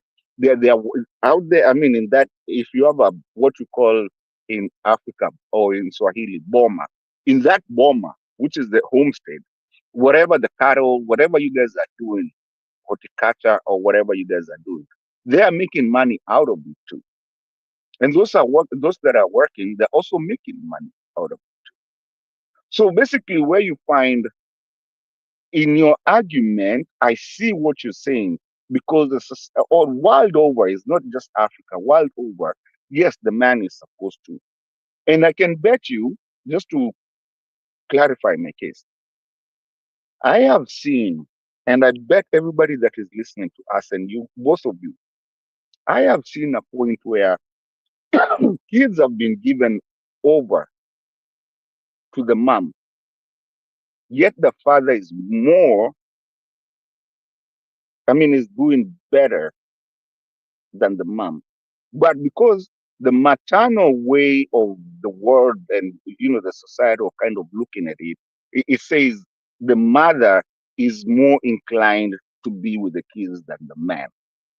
Okay. So the man, even though he's doing good, the kids go with the mom. And you can see even a drug addict mother. And I've seen this. This is true story. I've been in coach places where I've seen someone that you can see very well and you can listen to what they're doing. In my researches, that you can see that the man is actually the one that's supposed to be given the kids because he has an apartment, he has a car, he has a job, and he has everything. The mother, on the other hand, is living on section 6, section whatever, and maybe she's a drug addict, but she's given the kids. And the father is told, you have to pay her, you have to support them. You see, and I've seen people who have gone, okay, some men who have gone and said, you know what, I'm not going to work. If I'm working for them and I'm not getting anything and I'm here and I cannot even get a hold of the kid. So I think there's a societal fabric kind of, is something that was taught over there. And I don't know why. Let me finish so I can go. You guys can talk. I'll be listening from the back. Let me finish the other one, haraka haraka, so that I go back to what I was doing. I'll be listening, and maybe I can come back to reminder. You can come. You can react to me. I'll be listening. I'll be writing some notes. It's just that I'm doing something here. But let me my last point that I had after this Queen and Susan was the friendship part of it, where you guys were talking about friends who really are annoying, friends who really, you see some negativity in them, and this. Okay, that is not your friend in the first place, because if Queen Mo and Susan, you were my sister and my mother. Have you ever? I know you guys come from villages where you have a madman, but that madman wants to walk the streets naked. What do? You go dress them up. Why? Because they are associated with you. If they need psychological help, you go take them to psychological help. So if you're going to call me a friend, but in the back you're saying I'm annoying, you're saying that I'm all these things that you're accusing me of, that you don't want to be around me, then for a fact you shouldn't even be my friend. You're my enemy. Don't be my friend. Because if I see you and I call you a friend, then I need to take you with your faults. I have friends that I know how they act. I know at 10 p.m. this is how they're gonna be doing. I know what they're gonna do, but you know what they're gonna do. But because I know that they're my friends, I have to kind of circumnavigate around what they do and bring them back to where I feel we are okay. But am I also right in what I'm doing? Am I the one who actually judges who's doing the right thing and who's doing the wrong thing? Maybe for them, they're also looking at me the same way I'm looking at them, but because I want them to act in my standards so that they can be my friends, and then they're also looking at me to act in their standards so that I can be their friends. So if we are going to call each other friends, nobody was born with the same DNA. I call myself Mkenyamkora. There's not many people that can call themselves Mkenyamkora and be okay. Okayed by Queen Mo. But because Queen Mo knows I'm Kenyamkora and Madam Susan knows I'm Kenyamkora, your Mkora is a bad name. It can be funny, but it can also, for people who think about Mkora as a bad person, they can look at it differently. But just because you guys actually know my character, you know where I'm going to stand, you know where I'm going to say no, you know even where we're going to disagree. Now we are friends because you're friends with Mkora. But that Mkora is actually your friend and you understand where he comes from. So there's no reason of calling anybody a friend when you cannot handle them. Queen Mo, just 2 seconds, unless kuna mtu anataka kuniuliza. If anybody wants to ask me a question, and then I go back and listen to you guys, I'll go in the backstage, but I'll be listening to you. Maybe I might come back before you guys close. I rest That's my case for okay. today. Okay. I see you're really touched by that one. Eh? In other words, you're saying that with a friend, you should tolerate all their behavior. Is that what you're saying? All their negative behavior, you should tolerate it? No, I'm not saying, I'm not, don't Mm, get me wrong. I'm not saying mhm, that you should tolerate everything. mhm. We should tolerate each other and correct each other. So you see, if I come to Okay. your house and my, yeah, That I don't think we that is should what we're encourage talking each about. other to do better, Mhm, but not, mhm. yeah, to do better Yes. and to make our Yes. friendship better from where Yeah. we found it, but not judging each other and saying you're my friend. Yet Yeah. you don't act as a friend, you act like my enemy. So if I Yeah. came in knowing to steal, and you feel like I'm a friend, then you talk to me and say, "Hey, you're my friend. We need to stop this thing of Mhm, taking off with my mhm, spoon." mhm. Once they stop that, then we are friends. Something like that. Okay, we got the point. We got the point. That's great. Yeah. Now, let me respond to that. I think we're not actually looking at petty issues, mundane issues, off the cuff type of type of behavior with friends, because even yourself, like, I mean, all of us can be annoying and irritating, and even sometimes even cross people's boundaries without being aware, or even being aware, going overboard. We are talking about people who have decided to use friends to manipulate, to have a manipulative spirit around their friends. Many people also seek you out. Those people also seek you out. Are you aware that there are narcissists and empaths? There are some people who have narcissistic personality disorder, NPD. And what we have learned that they do is that they seek out supply. They seek out empaths who can supply them with attention, yeah, with some sort of acknowledgement of who they are. And they also want a listening ear, regardless of what they say or what they do. They believe in operating, they believe it's my way or the highway, and they don't believe in consequences for their actions. And this is behavior that is repetitive. It's not a one time, thing. This is a person who has these traits, and they have sought you out because you are a nice person. You are a listening person. You are an empath. You can sympathize. You can take the time to listen to them. So, because of that, at the beginning, they can come on board. And before you get to really know who they really are, you start to discover, actually, this person is manipulating my time. This person is manipulating me. This person is crossing my boundaries. This person is exhausting me, literally exhausting me, taking up a lot of my time, getting upset, expecting me to always be the one, comforting them. And yeah, they have their way of behaving that can make it impossible for you to be friends. And you're right, then you choose whether to continue the friendship or not. And this is what we're talking about, the why people grow apart and why people find new friends. This is one of the reasons. This is just a citation of a reason. It's not to say that we should not correct each other in the spirit of love and be tolerant of each other's faults and things like that. That's not it. The issue is personality disorders. Some people have got personality disorders, and they have difficult time keeping and maintaining friendships. A lot of people do. By the way, quite a significant number do have a problem maintaining and retaining friendships because they cross boundaries, they cross lines. They can even cross lines even with your husband or your wife. They don't even, or with your children, or even with your parents. They can say things, to your sisters and brothers and your parents and your family, stuff that you keep secret with them. They come and they expose them to your workplace, to your workmates, to, you know those people cannot be corrected in love. Some people you just need to know that this is their personality trait, and they'll do anything to manipulate other people for attention, even if it means throwing you under the bus as a friend. They will do it. And I'm sure you have friends like those who have thrown you under the bus, yeah, and just for themselves, just for their own personal gain.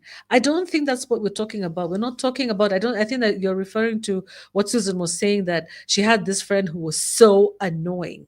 So irritating. Yeah, there's some people who have an irritating personality. Some people don't even know how to communicate. They never took time to learn how to communicate with friends, how to let them speak. Some people speak out of turn all the time, not just once, all the time. Susan, you want to say something? I wanted to see you jumping in. Yeah, I was talking about that particular case. I was talking about completely exhausting. You're so tired after spending some time with them because you have to keep watching everything. And you're right. We're talking about even where tolerance and correcting don't work. And in fact, it's harming your health. You are suffering physically as a result of your relationship with this person. Actually, the doctors themselves would advise you to just disconnect yourself from that person, because you can end up with serious health health problems, emotional problems. You start self-doubting yourself because of the push and pull. You don't know which side is north, south, whatever, because of the gaslighting, the criticism, the competition, the backstabbing. Your work, you're doing your work and somebody's you, spoiling your name behind your back, and the shock and the betrayal that you feel, and it's really difficult to get over some of those things emotionally. And so we're talking about somebody who, for sure, is not your friend in the first place, but it's taken you. You may think that they are your friend, but they don't see you as a friend for whatever reason, health problems or whatever. They're not mental health problems. They're not able to relate to others in that context of being a friendship. A friendship. So we talked about being committed to a relationship. When one person is committed, they make sure that they're not going to do things that are going to harm the other person. So Mm-hmm. they're not going to put you into an emotional roller coaster, or spin Rigor, dryer. So completely spin confused. ringer. You've lost your Mm-hmm. yeah, Mm-hmm. you've lost it. So I think that's a different context. There are some you can correct when they have issues, but there's some which you just you're actually advised by the doctor. You are going to end up with high blood pressure, you Yeah. sleep problems, Mm-hmm. all those stress related conditions. You're told you better disconnect from this person. So it's You time can to also end the find, yeah. relationship. You can also find that this person has a history. People know Yeah, that person to be like that. That's how yeah, they are. yeah. They're like that. Like And I've had very, very bad experiences, especially when it comes around sensitive issues, very sensitive. Like let's say you want to show empathy to somebody or you want to compliment somebody. There are people who are not even comfortable with a compliment. Yeah, I'll yeah, tell you a story. There was somebody in my family, okay, not direct family, but in my extended family, who was such a good cook, and made a wonderful dish of fish. Actually, fish. I think they'd made it what jerk. The way I have jerk chicken. It's like they used all the Caribbean jerk seasoning and made this lovely fish I'd never tasted in my life. Very nice. Put it in the oven, and it was so tasty. And I complimented the person. I said, "My God, I've never had such nice fish in my life." And the person says, "Don't be condescending." I was like, "What? You don't have to be condescending." I'm like, "What do you mean by that?" They said, just eat your fish. You don't have to say anything about it." My God, do you know what? I ate that fish. I almost ended up eating bones. The next time, because I was staying there, actually, they were staying with me. The next time they cooked the same stupid fish, do you think I said anything? Huh? The person served, I almost didn't want to eat it, but I said, okay. They served it to me. I didn't say a word. And guess what the person says? "Well, at least you can say that it's nice. Last time you liked it. This time you're not saying anything." That's the kind of person Susan is describing as exhausting. That is very exhausting. Cynthia, I was like, "What do you want me to do? What do you want? I compliment you? It's a problem. I'm being condescending. I don't say anything? It's a problem. So what do you want?" You know? Some people are just impossible to please. No matter what you do for them, no matter what you say to them, they are impossible. And now, when it comes to interpersonal relationships, why the truth about, why people grow apart, and why people go to find new intimate partners and things like that, it's because of these very things. People who are Mm. just impossible. There's some characters who are impossible, and we should just know that they're there in the society. And That reminds me, mm, sorry, it reminds me of a statement that when you say something, you think you know everything. When you keep quiet, you're a hypocrite. there you go. When you, There you you go. think you know everything, then you're a hypocrite. The same set of circumstances on different days are going to be responded to. So, in other words, you are not going to be right. That's actually that's actually You what can you're being never told. When please you these analyze people. it, you're never Hmm. right. So they're going Hmm. to attack you either way, and just make you feel that very on edge because you're not sure how they're going to respond to anything you say. So that definitely is quite a toxic relationship and not healthy at all. I just wanted to also comment on some of the things that um, Kenya Mkora Kenya mentioned about, Mkora. yeah, the court, the children issue, and the child support. What he needs to understand, it's not 10, 15 years ago. The courts decide based on the best interest of the child. The child is at the center of that case. And if the court, and they will ask several questions to find out what was the arrangement before, who was paying what, who has what. So it's a court decision that has been made, so that that child's life will not be destabilized. And it's not 10 or 15 years ago, it is now. If there's a child's case involving the maintenance of a child, that's exactly what's going to happen. That's how the court decide. The Convention on the Rights of the Child is the most ratified treaty in the whole world, and it's many of the laws in many countries, they hold to that principle called the best interest of the child. So, um, you know, the issue that he was trying to argue, that sometimes the parent, the wife, is the mother of the child, is given a child and she's taking drugs and whatever, and the man is doing good. um he's the one who's got the job, he's got this, he's got the other. What people need to realize and what they need to recognize is those considerations that the court will take, because your idea of what is doing good may not reach the standards of the court in terms of the best place for those children to be raised. They look actually at the time spent by the person who is doing good, yeah, with the child. So, for instance, if the child is spending all the time with the mother and the dad is just providing, he's got the money, uh, definitely they're not going to want to destabilize the space in which that child is living.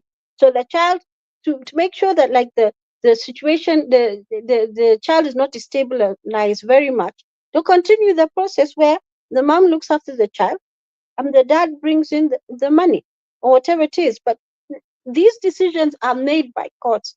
It's a judicial standard, it's a legal standard that has to be met, and it's not supposed to be biased against fathers. I know fathers feel that way sometimes. It's because they don't understand. They don't understand what the court is considering, and they're actually looking at things like who spends most of the time with the child.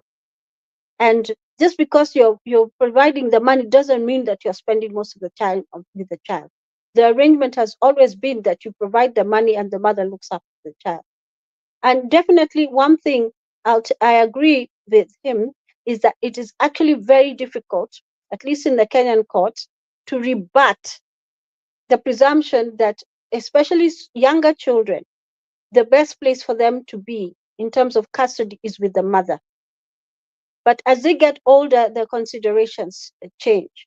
But definitely, the mothers, most times, and it's case by case, that court will decide. And this is today. I'm going to emphasize that, not 15, 10 years ago, whatever. Yes, even when you're talking about women earning in whatever capacity, whether it's in the farms or whatever it is, when it comes to deciding who is supposed to pay what. By the time the court has decided that the father should pay this, they have taken into consideration the income that the mother is bringing into the family too. So instead of saying that the father would pay all of it, he will put a certain figure on the areas where the father is paying, and then leave the other areas for the mother to provide. So the courts look at the whole thing holistically. And you know, just the assumption is not that the women are not working. That is taken into account, especially if it's brought into the child's care. So that's actually how it is. That's how the courts make those decisions. It is not an archaic rule. It's a rule that is used um, used by the courts, called best interest of the child. Yeah. Thank you for explaining that, Susan. That's why you're here as a lawyer, to give us some insights. That's very helpful. And now we're talking about why people grow apart. Basically, I think you mentioned some of these already, Susan. But maybe some of the other issues is that sometimes you can keep a friendship just because you've had it for so long, even when it no longer serves its purpose. I've had some friendships like that myself. Yeah. You can be friends with somebody from, let's say, high school. They've been your friend from high school, or maybe, when you were in a certain circumstance, they were your, best buddy, and both of you were kind of in the same place. But after maybe a decade or more, you find that you're growing apart because maybe you've spent a lot of time apart from one another, and now there's nothing left to talk about. Because when you talk, you start realizing one of you has gone ahead and the other one is still back where they still were. Have you experienced that, guys? Maybe you have been exposed, or maybe your friend has been exposed, but maybe let's say I have been exposed to so many different new experiences, traveled, met new people, worked in different environments, learned more, engaged more, studied more. And then you go back to your friend who's still where they were, still there with their drinking their life away, or, nothing to engage, nothing intellectual to engage about, nothing even, still making bad choices, poor choices. And then you're like, you know what, but this is my friend for so many years. I can't just dump them. But really, you know what? I think it's getting to the point where actually maybe people do evolve. People do evolve. So we have to be truthful to ourselves and say, really, what am I contributing into this person's life, and what are they contributing into my life? And like Lynn was saying, that you have friends for different reasons and different seasons. So maybe the type of friendship might change. So what I would do would be like, that will be my friend forever, and anytime she needs me, I'll be there. But when it comes to daily communication with them, then you limit that, and now you get a new set of friends.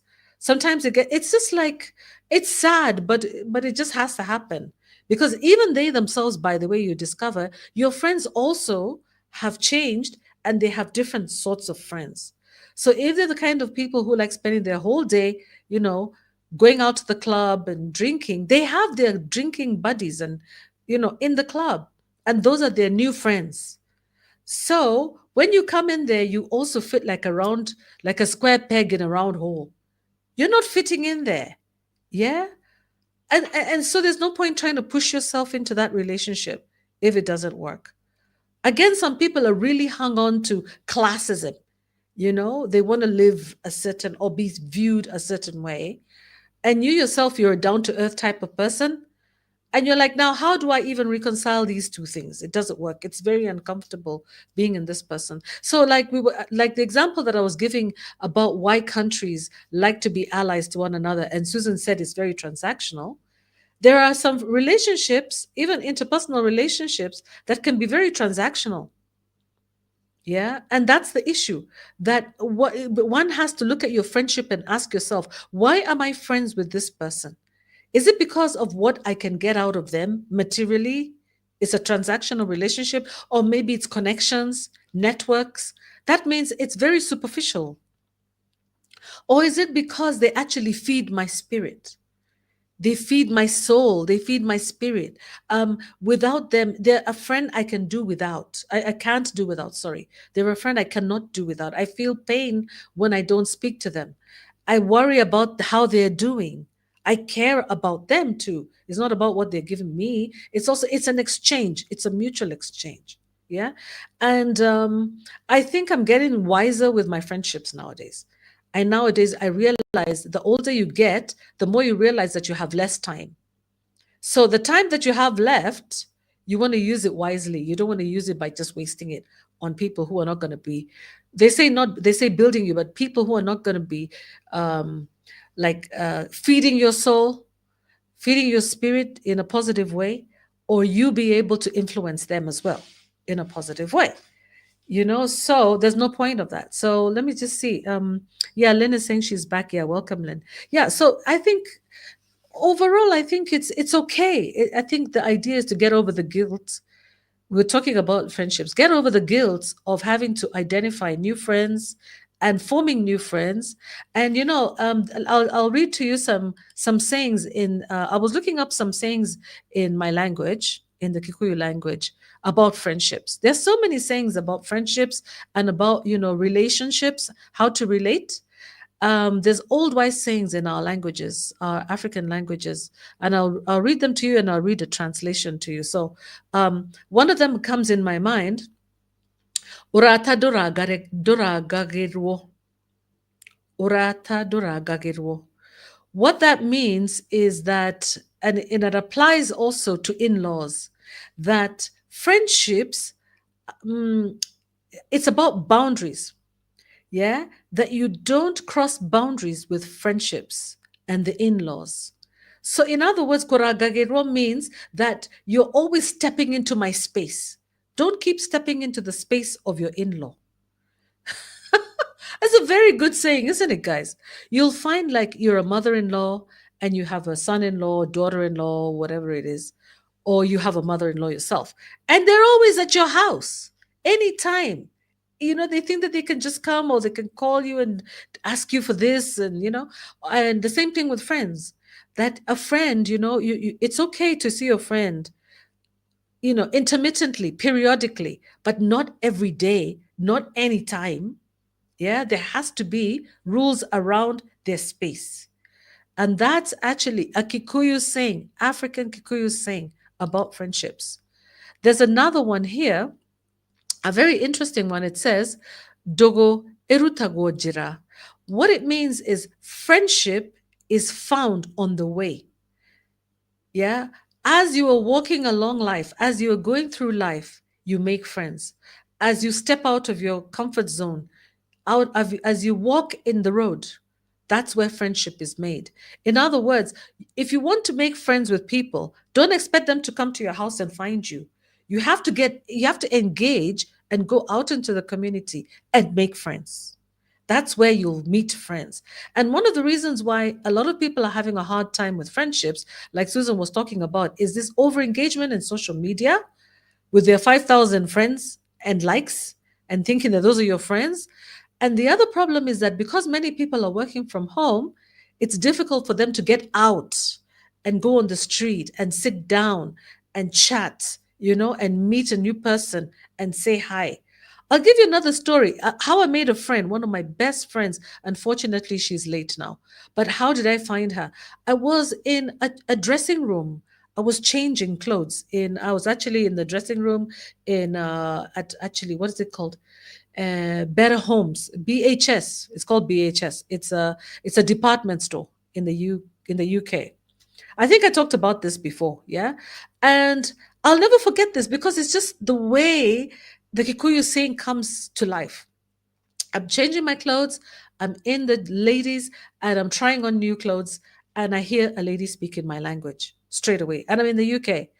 I literally came out of there half dressed, like, hi, are you, who are you? And she looked at me like, oh, she was like, oh my goodness, who's this? She just started laughing straight away. And she became like a sister to me for years and years and years and years. Yeah. And if I hadn't gone to that shop to try that outfit, I wouldn't have met that lady. honestly. And she became so close to me. I think many of us have stories like that, how you go out of your way and then you meet a new person. These days, people are so, people are not comfortable meeting new people. They're not even comfortable with somebody saying hi to them. But I think we have to break that mold. Otherwise, we're going to be lonely people. We have to start learning to say hi. Just, learn to engage.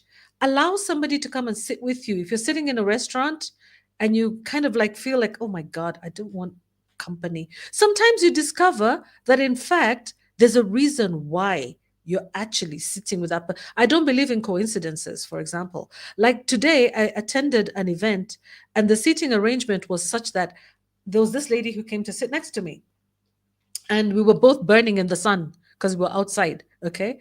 And we were talking about, we just started, I just started cracking a couple of jokes about the sun, and she was laughing. And before you know it, we exchanged contacts. And now I have a new friend. I've made, I think, one friend. I don't know what kind of friend, because I don't know whether I'm going to be a good friend or not myself. But she's a potential friend. Yeah. I think I've met like 2 or 3 people today at this function who I'm planning to follow up with. So I think it's just a matter of, it's also about investment, that the way countries invest with each other, that even individuals have to invest. You have to realize that friendship comes at a cost. There's no free friendship. You have to spend money and time. Money because you have to get transportation to take you to meet your friend. Yeah. And that's another saying in my language, that dogonema kinya. Dogonema kinya means that friendship is steps. In other words, friendship consists of visiting friends. You have to visit and you have to be visited. You have to open yourself to be visited. Don't be cruel and mean. Yeah, learn to share the little that you have. Even your environment, learn to share. A lot of people are becoming very closed and unable to, what do we say, engage with other people and to share. Sharing has become difficult because maybe life is expensive, but really, what does it take? It's just a cup of tea. Come for a cuppa, let's go for a cuppa, or come home for a cuppa, or whatever. Many people don't want to even expose where they live because they're ashamed of it. But if somebody comes and judges you because of where you live, already that's a red flag. Kick them out. You find another friend. Oh, there's Wairimo here. Hi, Wairimo. I'll give you one more from a dear deceased auntie. Orata ne makinya. Yeah, meaning friendship is intentional. Thank you, Werimo. Orata ne makinya. Friendship is intentional. Let's go back into our traditional sayings. And there's a lot of, English sayings as well about friendship. Friendship is intentional. In other words, you have to go out there to try to make friends. And you're not going to make them here. This is not the only place, although I've made Fia here. Fia is my friend over here. Len is my friend too now. But we have to go beyond and start communicating properly. What's up? Hi Mo, how are you doing? What's up today? What are we talking about today? And then invite other people to our show. Yeah, let's expand this team. Mato, we usually talk, but then his timings are crazy because he's in the US, you know. Wairimo as well. Thank you, Wairimo. Yeah, let's go back into our sayings and listen to them, because we had a lot of knowledge and wisdom that we should not lose. So I'm not going to say much more. We're going to be winding up. And Susan, your last few words before we hang on, Okay. before we sign off. Yeah, And I thank just you all wanted for to talk. thank you all for being active on the show. We really appreciate it. Today has been good. Thank you. Yeah, I just wanted to talk about the point that we were supposed to talk about those who boast of having no friends. Oh, yeah. And Very important point. Yes. yeah, and so when they boast of having no friends, they want to appear to be independent, rebellious, or superior. Also, it's a compensation for insecurity. They're insecure about their social standing, or they want to mask their anxiety about not being liked. Third is the desire for a unique identity. It's a way to differentiate themselves from the norm. The fourth is misinterpretation of what solitude means. They're insecure about the ability to make meaningful friends. And the fifth is attention seeking to provoke a reaction from others. So you can see from all these people who boast, its boasting stems from our need for social validation. And so they want, to boast and say something so that their peers will pay attention to what they're saying. So this is the boast of no friends. You can see all of these when you try to look at what is the common feature in them, is that it seems to be somebody who has issues with insecurity. They are insecure people, and and they need those, as we talked about, I think in a previous mental health show, is about people with attachment issues from Mm-hmm. birth, Mm-hmm. and because of that, they're insecure. And this is an insecure person. You find some people who are some people who are really, really excellent. Maybe they've even scored the highest marks in the country in something. Some of them don't even talk about it's somebody else who will tell you, oh, by the way, do you know this person was, but they won't talk about. People who have those insecurities will make sure everybody knows, about their achievements. And just to say about people who relations fade because they lack Mm-hmm. open communication, because they lack mutual trust, because they lack respect, valuing of your friends, their opinions, their boundaries. They lack commitment, which is a conscious decision to stay together even through adversity and work things out. They lack honesty, they lack forgiveness. You're not able to let go of the past hurts and move forward together. And they lack shared values. So you don't align in important life goals, beliefs, and priorities. And this is why relationships eventually, these are some of the reasons why relationships eventually just fade and peter out, and then you meet as acquaintances after that. Um, yeah, and what is important about relationships is that you don't need so many good friends. You just need a few, Mm-hmm. because those are good enough. Um, we should not confuse people who enjoy their own company with people who are friendless, because even those people who enjoy their own Yes. company have friends. They have Mm-hmm. friends, one, two, three, four, something like that. That is, we were created as people who we are communal people. Human Mm-hmm. beings are Mm-hmm. communal, Mm-hmm. and that's the way we thrive. We nurture one another, and for all those relationships where you see things going wrong, is that nurturing was left out. That commitment to go through thick and thin together, and even to understand one another, was lacking. Open communication, the listening, the seeking clarity, expressing your needs clearly. Yeah, one of the problems is sometimes we're not able to express our needs clearly, and this could be because of experiences in as you were growing up, and that you're not able to express your needs clearly. Yeah. And these are things Susan, that I'm going people to, really need. yeah. Mm-hmm. Yeah. I'm gonna go back to what you said, not to confuse solitude, yeah, solitude with people who like to spend, who like their own company, I think you said. Yeah. Like people, basically, what you're saying is that they're not mutually exclusive. You can have both. You can also like your own company and like time alone, me time. It's called me time. It's even has a name. Yeah. And at the same time, you can also there's a part in your life, there's still some space where you still need to interact with other people. To me, that's healthy rather than one or the other. Because otherwise, it means that you'd rather live in solitary confinement. where you don't want to be around people. And that's a mental health problem, in my view. But let me read some of the comments over here. Warimo is saying, new genuine friends are difficult to make later in life. I try to spend my limited time nurturing those that got me here. Yeah, it's true, Wairimo. This is where I was stuck. I was exactly like you at one point, and not long ago, even just recently, that, oh God, I just want to go back to my old friendships. I don't want to make any new friends.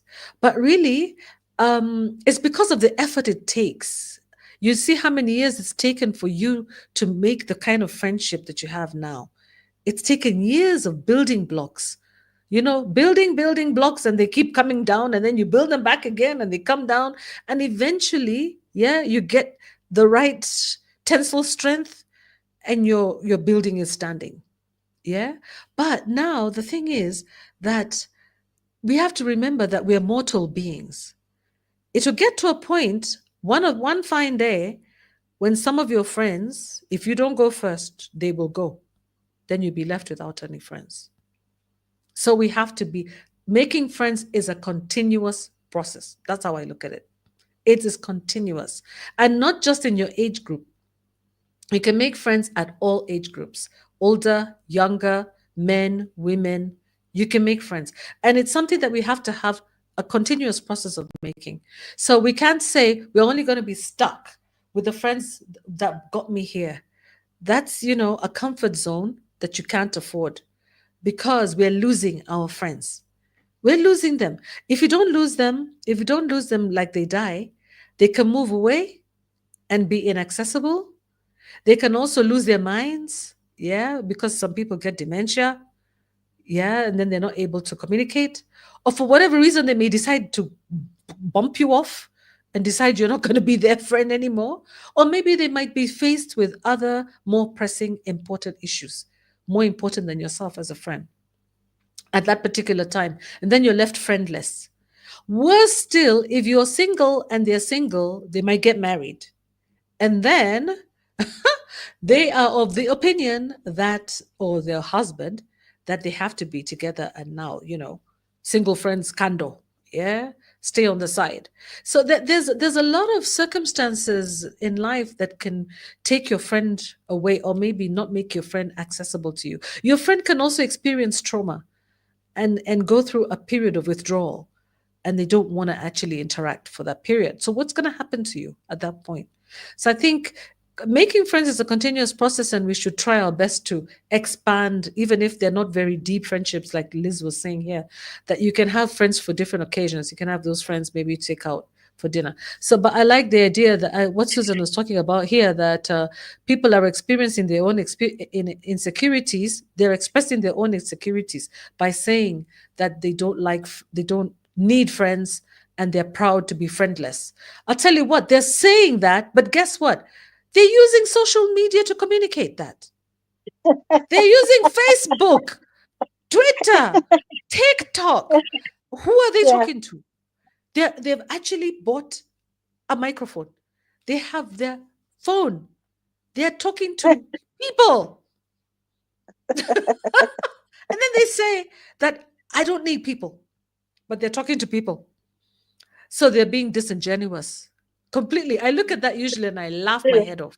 I laugh. True. When people are there online telling me, oh, I don't need anybody. I want to live my own life. I like my single life. I don't know. Not single life. I like to be alone and I spend all my time alone. No, you don't. No man is an island. Yeah. No Even man if is you're an island. imaginary friends, you have imaginary friends on TikTok. Yeah. And you have a lot of friends. Yeah. On TikTok, on Instagram, on whatever they are. You have friends. You're talking to humans. Yeah. So if you want to be completely solitary and alone, we shouldn't be hearing from you at all. You should be on your own, isolated in your cave, So Yeah, no man is an saying island. majority remain as acquaintances. Okay. Yeah. Acquaintances for me, okay. Everybody's different. Everybody's different. I know that we can keep some people as acquaintances, but I also think that you can actually nurture friendships, especially when you have the type of person around who is able to open up to you and tell you about their life history or about what's going on with them. I think, some people can be very, very helpful as friends, if you decide to go a bit deeper with them and become close friends with them. I think there's so much to benefit. You can benefit that person and they can also benefit you. So I think it's like, don't sabotage opportunities to make new friends just because you think you have old friends. Yeah. One day you might be surprised those old friends will just backstab you and betray you up. Then you'll be like, "Hi, what happened?" Or like I said, they may not be there. They may not be available to you at some point for whatever reason. Yeah. But anyway, yeah, you're right. You're right, Wairimo. She says, at every stage in life brings different people. The closeness varies experiences. Yeah, that's true. That one is true. Every stage, and sometimes we move countries. We need to make friends, and we need to open up and be vulnerable. It's an issue about being vulnerable. A lot. It's difficult to be vulnerable. It is difficult. It's not easy, but friendships are so important. Friendships are so important. I remember, when my dad was still here, I thought that he didn't have friends until he decided to get an office somewhere. Okay, it was a house, and I was residing in one of the rooms when he's not around. When he was only using it like during the day. So he says, "Okay, you can use that room because I got a consultancy nearby. You can use it, easier to get to work." The man had so many friends during the day. Wazez, men all over him. I was like, wow, you mean you're this person? I didn't even know you're like that. Sometimes you look at people and you assume that they don't have friends, or you assume that they don't attract friends, or that they wouldn't be the friendly type, but you'd be surprised that they actually attract people, that they have friends. And the person that you think is a very quiet person could be somebody who has a lot of friendships, very deep friendships. So I think, it just goes to show the value of friends. Yeah, the value of friends. It's huge. It's huge. So anyway, Susan, anything else, or can we close now? Anyway, Yeah, you I'd guys, like, thank you so much for everything, and let's say goodbye again. Susan, last word. yeah, I just wanted to say no man is an island. Yeah. And also, just listening to the conversation, the feedback, even from the comment section, the questions that were asked even by Mkenya Mkora. Thank you, everybody. Um, Having a friend is an honor, not an entitlement. Having a friend is Mm-hmm. an honor, not an entitlement. So we're honored to be friends. We are honored to be somebody's friend. And with that comes a great responsibility, to maintain it. It Mm-hmm. takes work. Mm-hmm. You have to water it. You have to nurture it. And the reason why we're saying, by contrast, the ones that fade, they're not watered. They're toxic. The plant is dying. The friendship is dying because it's not being fed with the right food. So having a friend is an honor. It's not an entitlement. I couldn't have said it better. And on that note, yeah, all I want to say to you guys is, if you're going to watch the recorded version of this video, please remember to thumbs up. Those of you guys who have been on our live stream, thank you so much. It'll be a nice, engaging session. On Sunday, we're going to try and bring you the mental health show. And I'm really trying to bring a guest on board. I want to see whether she'll agree to come on board. Somebody I met who is amazingly intriguing, and she has a story for you. I'd love to have, if you guys know people who would like to, or who have a good story, who would like to be on the show, let us know. You can always let them know and give them my contact, DM me or something. And so that people can, we can get enrichment inside the studio as well. Yeah. So thank you so much. I hope you have a nice Friday night or Friday evening, wherever you are, and a nice weekend. So we'll probably see you on Sunday and definitely on Monday. And from Susan and I in beautiful Nairobi, it's Kwaheri. Bye bye. To do's. Cheers. Thank you.